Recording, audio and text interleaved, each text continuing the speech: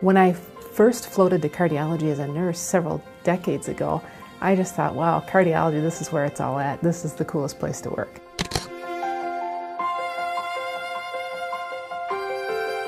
The care of the cardiovascular patient in my career has changed immensely. It used to be we only did one thing for every patient, and now we've really transitioned to individualized medicine. When I think about cardiology care, I think about team model care, and I think about how we can think differently about the care of each patient. It's extremely important to involve patients in any and everything that we do each day.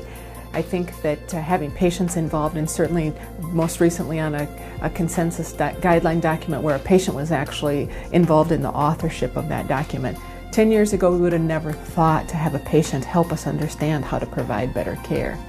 So as we think about who we learn from and our great physician mentors and our great medical, nursing, patient members and colleagues that have gone before us, we'll look back 10 years from now and say, can't believe we were doing that then, and look how far we are from that point in time.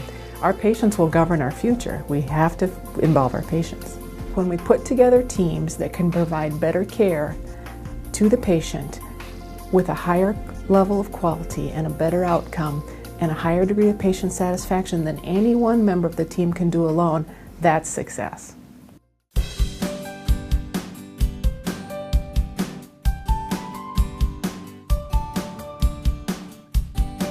I've been at the University of Minnesota in one capacity or another in the cardiovascular division since 1978.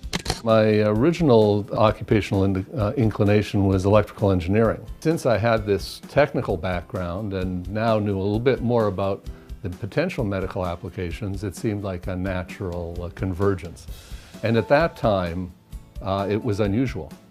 Well, the American Heart Association was very valuable to me early in my career, for starters. That AHA grant really gave me an opportunity to start some things here that might have later happened, but certainly it made it much more rapid a progression. I was very nervous and had a little apprehension that maybe it was too far-fetched, but I was very gratified that the reviewers, who were critical and very knowledgeable, thought it worth funding, and that of course made my day at the time, and it's still something I look back on with a lot of pleasure.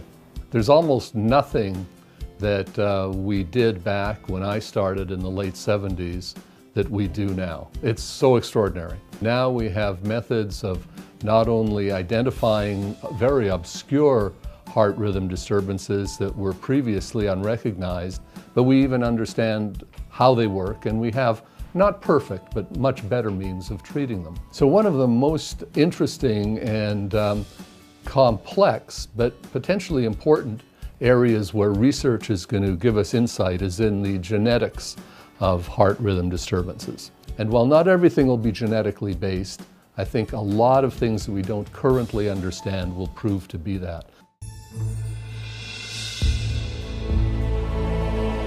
My 5 heart attacks didn't do anything for me, but my stroke completely changed my life. I realized that there is life after stroke.